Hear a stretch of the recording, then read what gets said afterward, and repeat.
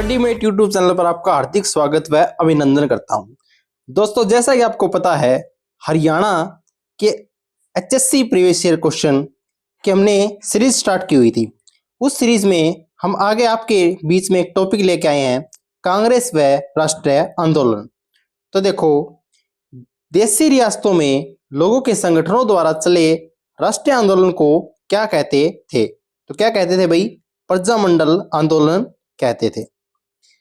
इसकी एक्सप्लेन की बात करें तो सन 1920 के दशक में जब देश के अलग अलग हिस्सों में राष्ट्रवादी आंदोलन उभर रहे थे, तब रियासतों मैसूर, हैदराबाद, बड़ौदा, इंदौर, जामनगर यानी कि काठियावाड़ आदि में लोगों ने संगठन बनाकर आंदोलन शुरू कर दिया। इस प्रकार के आंदोलनों को प्रजामंडल आंदोलन कहा गया। अगला क्वेश्चन की बात करेंगे। हरियाणा के पलवल जिले से अंग्रेजों ने गांधी जी को गिरफ्तार किया था। तो कब गिरफ्तार किया था भाई? पलवल जिले से अप्रैल 1919 को गांधी जी को पलवल से गिरफ्तार किया था।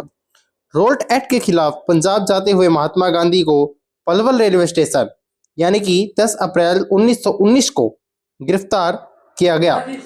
उसकी इस याद को चिरस्थायी रखते हुए नेताजी गाल रहे क्या बने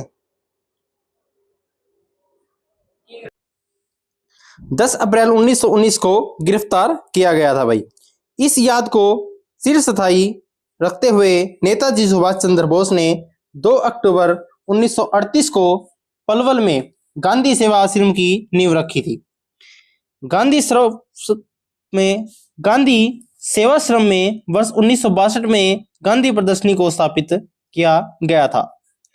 अगला क्वेश्चन की बात करेंगे भाई। देखो, भारत छोड़ो आंदोलन किस वायसराय के शासनकाल में प्रारंभ हुआ था? तो किसके शासनकाल में हुआ था भाई? लॉर्ड लिनलिथगो के शासनकाल में ये शुरू हुआ था।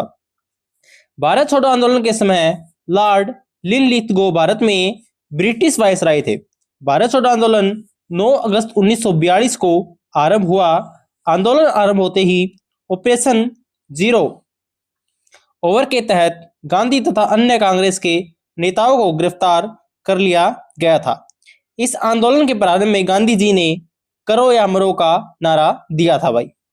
अगला प्रश्न की बात करेंगे भाई। 30 जुलाई 1919 को गांधी जी को हरियाणा के किस जिले में गिरफ्तार किया गया था? तो कहां से किया था भाई? हिसार से गिरफ्तार किया था। 30 जुलाई 1919 को गांधी जी को हरियाणा के हिसार जिले में गिरफ्तार किया गया था। इतिहासकारों के मुताबिक दमनकारी रोल्ट एक्ट के खिलाफ सत्याग्रह करने पर गांधी जी को पलवल स्टेशन पर गिरफ्तार किया गया था भाई। अगला प्रश्न की बात करेंगे भाई। जलियांवाला बाग हत्याकांड के बाद अंग्रेजों का हरियाणा के प्रति दृष्टिकोण कैसा था? तो कैसा था भाई? जनता के ऊपर अत्याचार किए।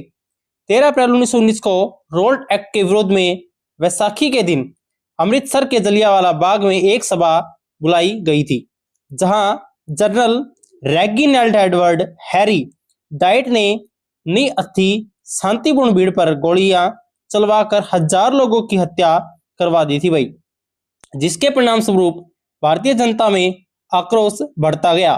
वे जगह जगह पर सरकार की नीतियों का विरोध कर रहे थे तथा उनमें हरियाणा के लोग भी शामिल थे भाई।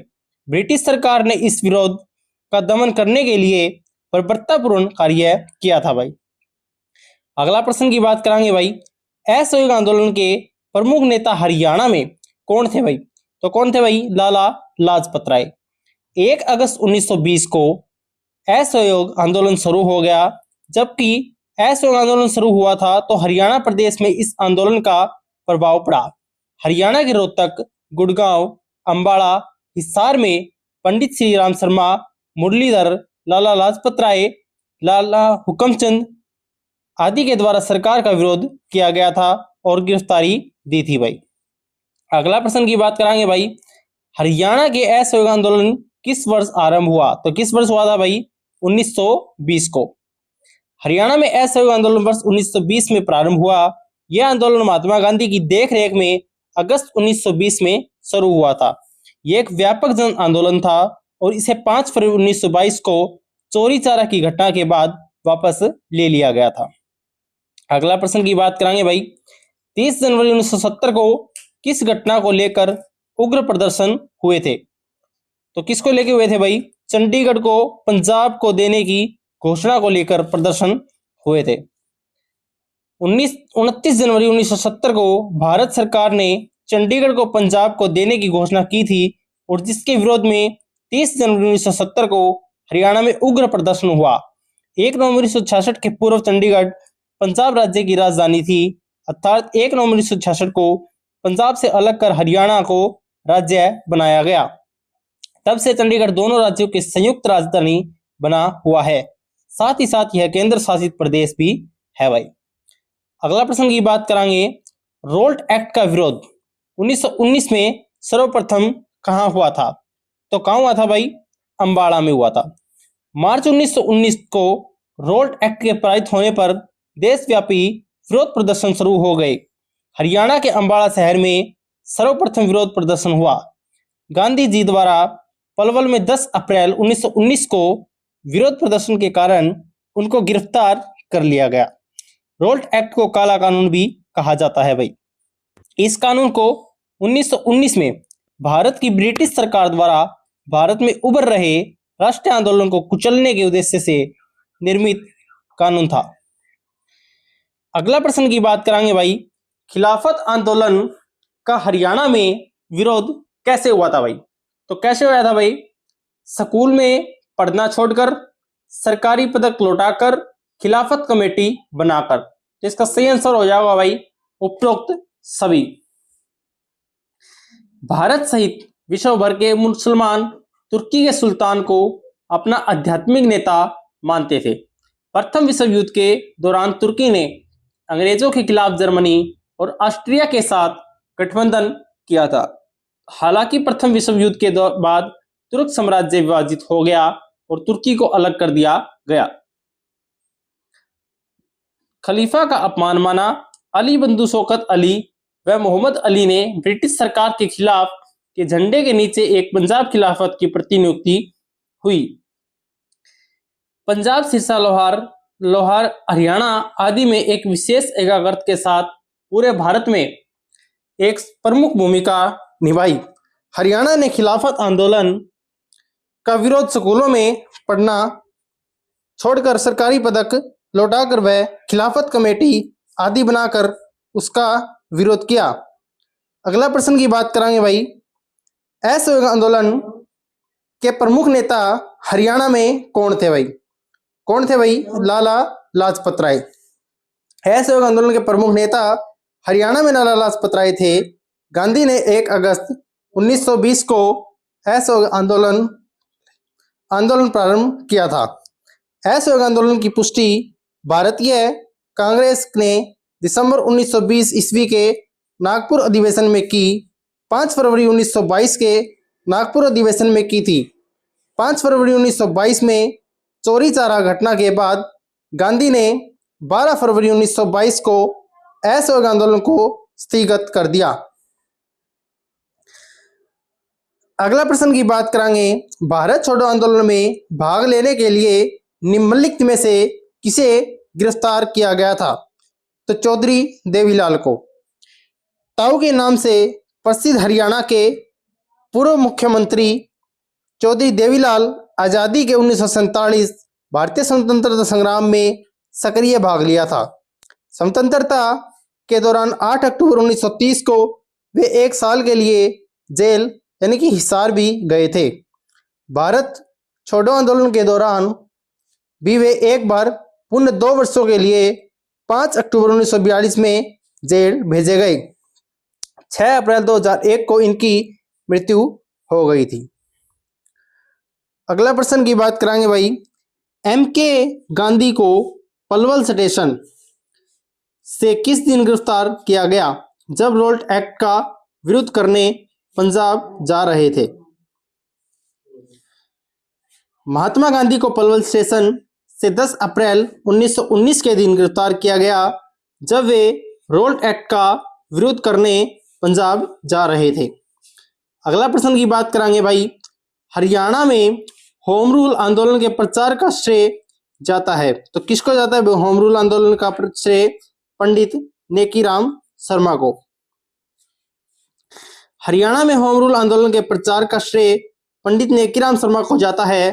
पंडित नेकीराम शर्मा ने 1919 में रोल्ट एक्ट विरोध आंदोलन, 1920-22 में असहयोग आंदोलन, 30-34 में नमक सत्याग्रह और 1940-41 में व्यक्तिगत सत्याग्रह में भागीदारी की थी।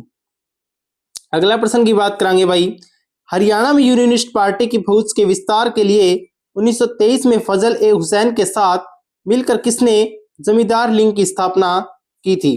तो किसने की थी भाई? सर छोटूराम ने।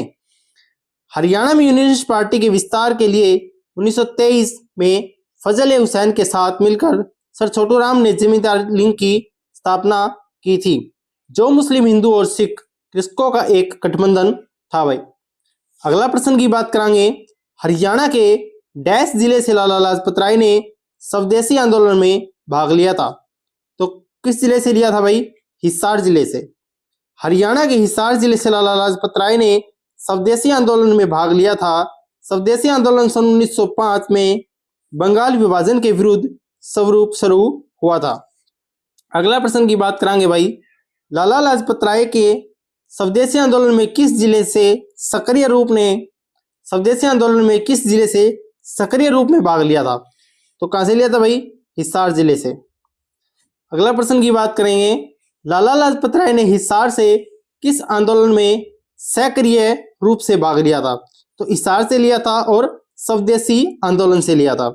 तो लाला लाजपत राय ने हरियाणा के हिसार जिले से स्वदेशी आंदोलन में भाग लिया और स्वदेशी आंदोलन बंगाल विभाजन के निर्णय के परिणाम स्वरूप अगस्त 1905 में शुरू हुआ था भाई।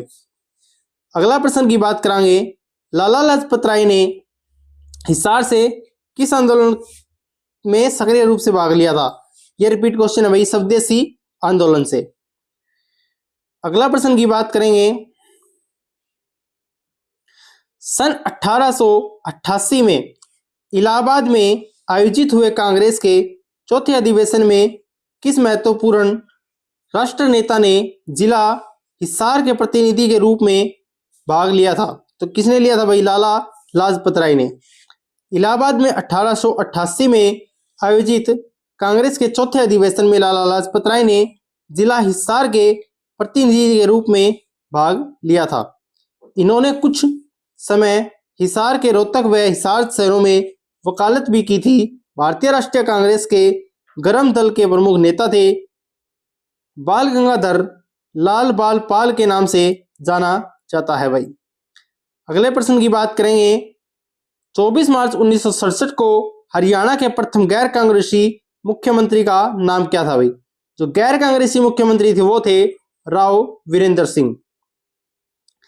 राव वीरेंद्र सिंह हरियाणा के पहले गैर कांग्रेसी मुख्यमंत्री थे और ये विशाल हरियाणा पार्टी के प्रतिनिधि थे भाई। इनका कार्यकाल 24 मार्च 1967 से 2 नवंबर 1967 तक रहा। चौधरी बंसीलाल कांग्रेस पार्टी के मुख्यमंत्री और चौधरी देवीलाल जनता पार्टी के मुख्यमंत्री के रूप में कार्य किया गया। लाला लाजपत राय ने हरियाणा के किस स्थान को अपने कार्य क्षेत्र के रूप में चुना था? तो किस क्षेत्र को चुना था भाई? हिसार जिले को अपने कार्य क्षेत्र के रूप में इसने चुना था। लाला लाजपत राय ने कुछ समय के लिए हरियाणा के रोहतक व हिसार शहरों में वकालत की और पंडित लखपाल राय, लाला चूड़ामणि और चंदूलाल के साथ लाला लाजपत राय ने 1889 में हिसार में आर्य समाज की एक शाखा स्थापित की। 1889 में यहीं पर एक मंदिर का निर्माण करवाया और इन्होंने 1887 में यहीं पर भारतीय राष्ट्रीय कांग्रेस की एक शाखा भी खोली थी। अगले प्रश्न की बात करेंगे, पंडित नेकीराम शर्मा ने अपनी राष्ट्रवादी गतिविधियों को हरियाणा के किस क्षेत्र में केंद्रित किया था? तो किसने किया था भाई? रोहतक जिले में इसने केंद्रित किया था। पंडित नेकीराम शर्मा ने अपनी राष्ट्रवादी गतिविधियों को हरियाणा के रोहतक क्षेत्र से ही संचालित किया था। अंग्रेजों के प्रति विरोध की भावना रखने वाले शर्मा जी एक समय अंग्रेजों से लड़ने के लिए बम बनाकर हिंसात्मक तरीके को अपनाया था, परंतु इस कार्य को अंजाम देने के लिए कलकत्ता पहुंचे और जहां इनकी मुलाकात सुरेंद्रनाथ बनर्जी से हुई। महात्मा गांधी के आह्वान पर उन्हें 1921 में उन्हें असहयोग आंदोलन के दौरान गिरफ्तार कर लिया गया। तो चलिए दोस्तों, आज की वीडियो यही तक। यदि आपने चैनल को सब्सक्राइब नहीं किया है तो चैनल को सब्सक्राइब कर लें और वीडियो को लाइक जरूर करें। Thank you so much.